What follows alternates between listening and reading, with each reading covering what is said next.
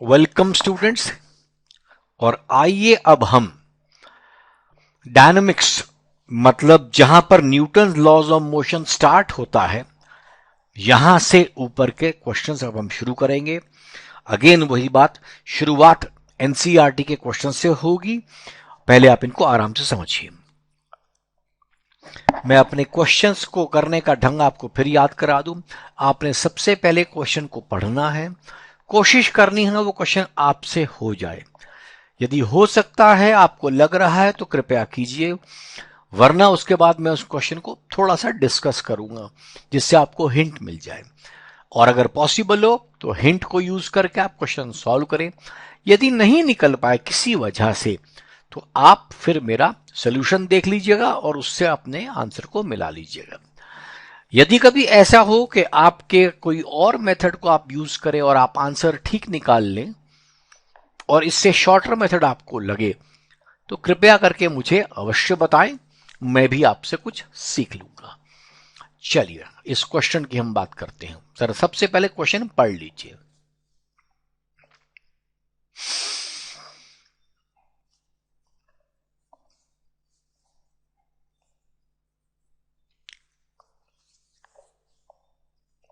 आइए अब इसमें 10 मीटर पर सेकंड से 10 मीटर्स पर सेकंड की स्पीड से नॉर्थ डायरेक्शन में एक बॉडी जा रही है एंड आपकी तरफ से उस पर जो फोर्स लग रही है वो 8 न्यूटन टुवर्ड साउथ लग रही है।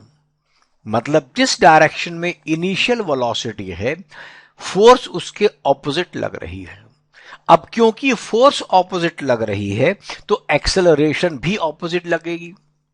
अब यह कहता है जिस समय आपके पास body t is equal to 0 है जहां से फोर्स शुरू हुई है, इसका मतलब उससे पहले सिस्टम पे या बॉडी पर फोर्स नहीं थी। तो आपने बताना है -5 सेकेंड्स पर, 25 सेकेंड्स पर और 100 सेकेंड्स के ऊपर बॉडी कहां पर होगी, उसकी पोजीशन। जिन लोगों को यह क्वेश्चन ठीक से समझ आ गया हो वो कृपया ट्राई करें, और जिनको अभी समझ नहीं आया वो आइए इसको थोड़ा मेरे साथ डिस्कस करें। अब आप इस बात को समझिए, आप जानते हैं कि हमने जब वो इक्वेशन बनाई थी v is equal to u plus a t इत्यादि, ये जो 3 इक्वेशन हमने पढ़ी थी, तो सबसे पहले ये कहा गया था जब जब आपके पास एक्सेलरेशन बदलेगा, जब जब एक्सेलरेशन बदलेगा तब तक हमारे पास इक्वेशन एक नई बनाकर हमें सॉल्व करनी है उस एक्सेलरेशन से। वही चीज आपको यहां पर भी इस्तेमाल करनी है। आप देखिए 0 सेकंड के ऊपर आपके पास बॉडी में एक्सेलरेशन लगना शुरू होता है, उससे पहले एक्सेलरेशन नहीं है। तो मतलब -5 सेकेंड्स का मतलब है उससे पहले एक्सेलरेशन नहीं है, बॉडी कांस्टेंट स्पीड पर चल रही है।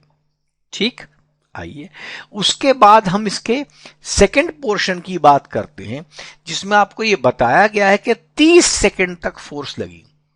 अब ध्यान देना, आपको क्या क्या पूछा गया है कि बॉडी 25 सेकंड के बाद कहां पर है और 30 के बाद कहां है। अब आपके पास क्योंकि एक्सेलरेशन 30 सेकंड तक लग रही है और 25 वाली फिगर उस 30 सेकंड से पहले बन रही है, इसका मतलब उस समय बॉडी एक्सेलरेशन में है। तो 30 सेकंड तक बॉडी एक्सेलरेशन में है, जबकि आपने पहला आंसर 25 में निकालना है। अब बात करते हैं तीसरे, जिसमें आपको निकालना है 100 सेकंड्स पर। तो 30 सेकंड के बाद तो बॉडी के अंदर एक्सेलरेशन खत्म होगी, इसका मतलब 30 से लेकर 70 सेकंड तक, from 30 to 70 seconds you will find body जो हमारी कांस्टेंट स्पीड पर चल रही है, क्योंकि अब उसमें एक्सेलरेशन चलनी बंद हो गई है। अगर आप इस पूरी बात को समझ चुके हैं तो अब क्वेश्चन कर लीजिए, और मैं जो लोग नहीं कर पाए इस क्वेश्चन को सॉल्व करने के तरीका देखिए। हमारे पास we break the journey in 3 parts, क्योंकि एक्सेलरेशन 3 बार बदल रहा है। पहले वाला हिस्से में 0 सेकंड से पहले एक्सेलरेशन नहीं है, 0 से 30 तक एक्सेलरेशन है, और फिर 30 से 100 में एक्सेलरेशन नहीं है। तो और हमारे पास एक्सेलरेशन की वैल्यू हमने निकाल ली है विच इज सेम जब जब लग रहा है। पहले पार्ट में नहीं है, दूसरे में 20 मीटर पर सेकेंड स्क्वायर है, तीसरे में 0। अब हमने क्वेश्चन को 3 हिस्सों में तोड़ दिया। -5 से 0 के बीच में एक्सेलरेशन 0 है, 0 से 30 में एक्सेलरेशन 20 है, और 30 से 100 के बीच में एक्सेलरेशन 0 है। समझ रहे? इसीलिए जितने हिस्सों में ये एक्सेलरेशन बदलेगी उतनी बार आपकी वेलोसिटी की इक्वेशन को उतने हिस्सों में तोड़ना पड़ेगा। अब पहला काम हम करते हैं -5 सेकेंड्स का। x1 is equal to u into t, क्योंकि एक्सेलरेशन है नहीं, हम बात करें 5 सेकेंड की, -5 सेकेंड की, तो 50 मीटर। तो पता लगा जहां पर अभी बॉडी है t इज इक्वल टू 0 पर, जिसको आप x इक्वल टू 0 बोलते हैं, इसका मतलब -50 मीटर पर 5 सेकेंड पहले बॉडी थी। क्लियर? क्या आ गया? पहले वाला। अब हमें बात करनी है अगले जर्नी की, जहां पर फोर्स लगना शुरू हो गया। अब बात करते हैं, अब हमें x2 में लगाना है। अब आपको पता है इनिशियल वेलोसिटी इसकी 10 मीटर पर सेकेंड स्क्वायर, 10 मीटर पर सेकेंड है, और एक्सेलरेशन -20 है। इसको ध्यान दीजिएगा, क्योंकि हमारी इनिशियल वेलोसिटी नॉर्थ में है, फोर्स टुवर्ड साउथ है, तो मतलब ऑपोजिट की वजह से मेरी एक्सेलरेशन -20 मीटर पर सेकेंड स्क्वायर है। वैल्यू मैंने पुट कर दी और इसको सिंप्लीफाई हमने सॉल्व कर दिया। It is coming up to -6000 meter. इसका मतलब जहां पर बॉडी थी, जहां पर बॉडी थी वहां से इस समय बॉडी, क्योंकि एक्सेलरेशन रिवर्स लग गई है, तो -6000 मीटर पर बॉडी अब है 25 सेकेंड के बाद। क्लियर है यहां तक? तो मतलब 0 सेकेंड पर जहां बॉडी है, 5 सेकेंड पहले -50 पर है, और 25 सेकेंड के बाद -6000 मीटर पर है। आइए अब हमें लगना तीसरा।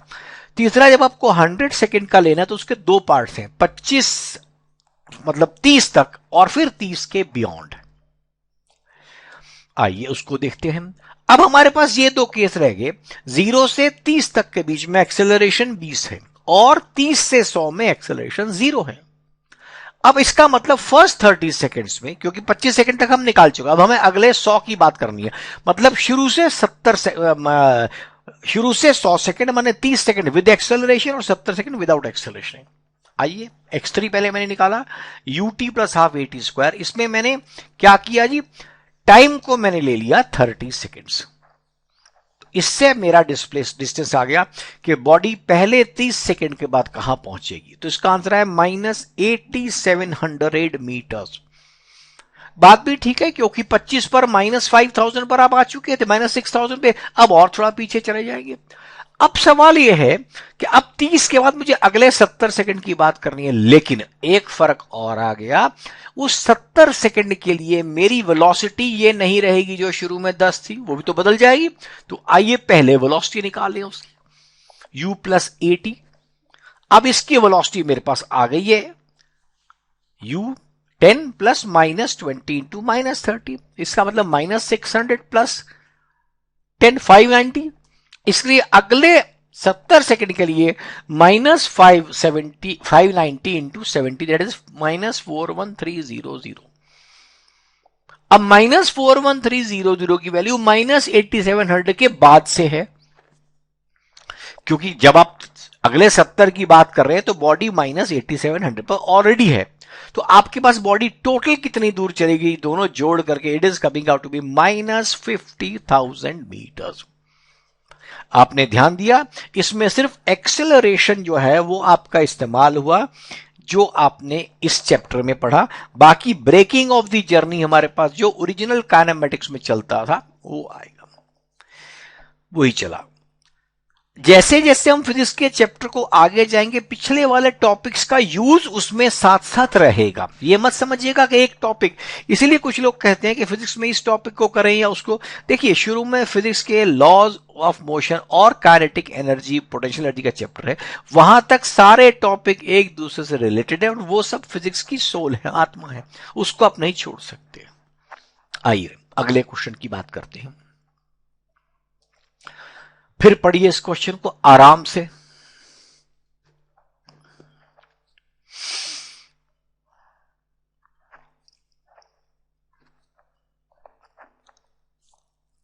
पढ़ लिया आपने क्वेश्चन आई प्रिज्यूम।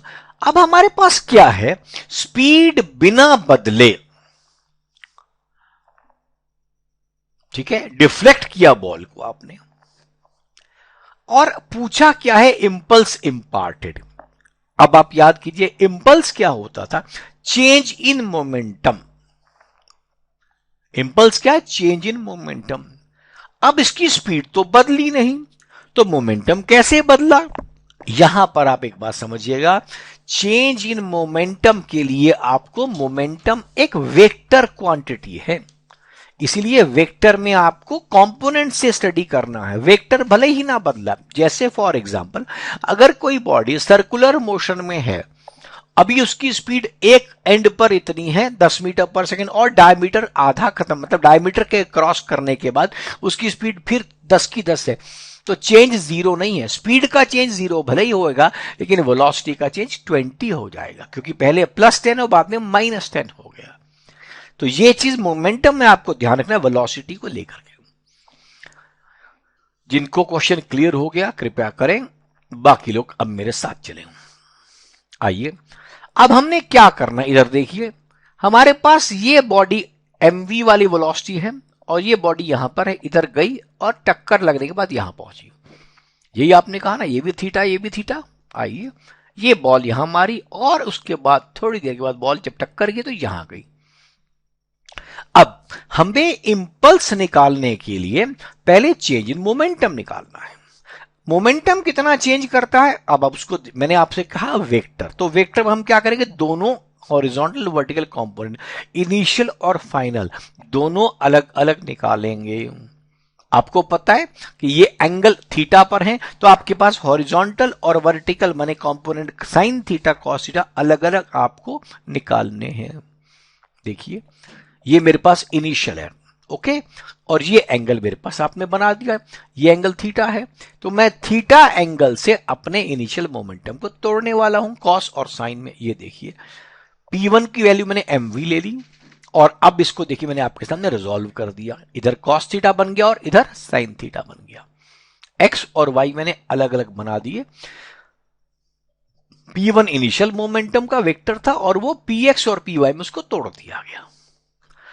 अब जब बॉडी वापस गई है तो इसका वेक्टर ये था, और इसको मैंने इस सिस्टम में, अब दोबारा यही थीटा एंगल है, तो मैंने इसको तोड़ना है। ये देखिए अब आप यहां देख सकते हैं, जो वर्टिकल या वाई वाला कंपोनेंट है उसमें डायरेक्शन वही की वही है, P1 साइन थीटा और P2 साइन थीटा उसके मैग्नीट्यूड है। अब क्योंकि यहां पर वेलोसिटी सेम दी गई है, इसलिए वर्टिकल वेलोसिटी माने साइन कंपोनेंट में कोई चेंज नहीं आया, जबकि हॉरिजॉन्टल में चेंज आ गया। एक तरफ P cos थीटा है, दूसरी तरफ P2 cos थीटा है, डायरेक्शन बदल रही है। देखिए जाते वो -x में, आते वो +x में हो गई है। तो चेंज इन मोमेंटम में वर्टिकल कंपोनेंट कोई रोल प्ले नहीं कर रहा, जबकि हॉरिजॉन्टल वाला रोल प्ले करेगा। तो इसके लिए change in momentum is 2p cos theta in horizontal direction only. अब आप उसकी वैल्यू पुट कर दीजिए, आपको पता है एंगल 22.5 हो जाएगा, बिकॉज 45 तो टोटल एंगल है, 2 थीटा 45 है, उसकी आपने वैल्यू पुट कर दी। तो आपके पास जो चेंज इन मोमेंटम आएगा सर, वही चीज इसका इंपल्स बन जाएगी। तो impulse is same as change in momentum. मुझे लगता है आपको ये क्वेश्चन समझ आ गया होगा। तो हमेशा मोमेंटम जब भी आएगा तो आपको वेक्टर की फॉर्म में उसको स्टडी जरूर करना है। आइए अब अगला क्वेश्चन देखिए।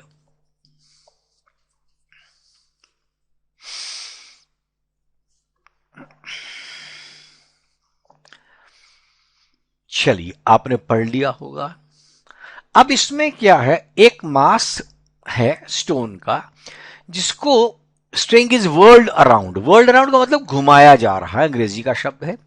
उसका रेडियस 1.5 मीटर है, और उसकी स्पीड इसने बताई 40 रेवोल्यूशंस पर मिनट, माने 40 चक्कर 1 मिनट में लगाएगा। उसकी टेंशन निकालिए, पहला प्रश्न। दूसरा वो कहता है कि रस्सी टूट जाती है 200 न्यूटन के ऊपर, तो मैक्सिमम कितनी वेलोसिटी उसमें सेफ रहेगी। इसमें आपको मालूम है कि टेंशन होगी सेंट्रीपिटल फोर्स की वजह से mv²/r या m ओमेगा²r। अब उसमें सवाल यह है, रेडियस तो आपको मालूम है, मास आपको मालूम है, आप v निकालेंगे या ओमेगा लेंगे। देखिए आसान पड़ेगा हमारे को, क्योंकि आपके पास ओमेगा किस फॉर्म में दिया, 40 रेवोल्यूशंस पर मिनट। एक रेवोल्यूशन में कितना एंगल है, 2 पाई, और डिवाइड बाय 60 कर देंगे तो रेडियंस पर सेकंड आएगा। क्योंकि ओमेगा को अगर आपने यूज करना है बेटा, तो आपने रेडियन पर सेकंड की यूनिट को ही करना है। और वही जब ओमेगा निकल जाएगा, अगर आपको वी वाला फॉर्मूला भी यूज करना है, तो v is equal to that omega into r, क्योंकि उस केस में omega has to be radian पर सेकंड, तो उससे टेंशन निकल जाएगी। दूसरे केस में आपको टेंशन दी गई है और आपको वेलोसिटी निकालनी है, मैक्सिमम सेफ वेलोसिटी। क्लियर? जिनको समझ आ गया वो लोग करें, जिनको थोड़ी परेशानियां उनके लिए मैं अब आगे सॉल्व करूंगा। ओमेगा निकालना है मुझे। आप देखिए 40 इंटू 2 पाई, 40 रेवोल्यूशंस पर मिनट। तो मैंने सबसे पहले, मुझे मालूम है एक रेवोल्यूशन में 2 पाई एंगल होता है, डिवाइड बाय 60 किया, और इसके बाद मैंने इसकी वैल्यू 4/3 पाई आ गई। अब हमारे पास ओमेगा की वैल्यू आ गई, और टेंशन क्या है, mv²/r या m ओमेगा²r। इस केस में m ओमेगा² लेना आसान पड़ेगा। वैसे v is equal to omega r लेके भी आप कर सकते हैं, मनाही नहीं है, लेकिन जो आसान पड़ेगा हम उससे करेंगे। ओमेगा तो आपको मालूम है 4/3 पाई, हमने इसकी वैल्यू पुट कर देनी है। मास मुझे मालूम है, ओमेगा² मैंने पुट कर दिया इंटू 1.5, और वैल्यू 6.579 न्यूटन आ गया। यहां पर आप एक बात को ध्यान दीजिएगा, हमने इसका आंसर सिग्निफिकेंट फिगर में 6.6 न्यूटन के लिए, नंबर एक। दूसरी बात, बहुत सी जगहों पर जहां पर ऐसे पाई स्क्वायर की वैल्यूज हो, आप समझिए पाई स्क्वायर की वैल्यू आप आराम से 10 ले सकते हैं, बिकॉज पाई की वैल्यू आपको मालूम है 3.14 होती है। जानते हैं ना, पाई की वैल्यू इतनी होती है, तो पाई के स्क्वायर की एग्जैक्ट वैल्यू 9.87 के आसपास आती है। तो आप आराम से उसे 9.87 को 10 ले सकते हैं अप्रोक्सीमेशन के लिए। कभी कैलकुलेटर अलाउड हो या डिटेल में करना हो तो कर सकते हैं अपने एग्जैक्ट वैल्यू। अब आइए, ये आगे मेरे पास 6.6 न्यूटन, लेकिन इसने तो कहा कि 200 न्यूटन तक सेफ है, जिसका मतलब अभी तो रस्सी नहीं टूटेगी। तो सेकंड पार्ट में हमारे पास है कि 200 न्यूटन तक के लिए क्या वेलोसिटी है। तो अगले केस में हमने क्या करना है, ये देखिए, वी मैक्स निकालना है, that is v max square t max into r. T max मेरे पास 200 है, तो मेरे पास वेलोसिटी कितनी आ रही है, स्क्वायर रूट ऑफ 1200, जिसकी वैल्यू 35 मीटर पर सेकंड है।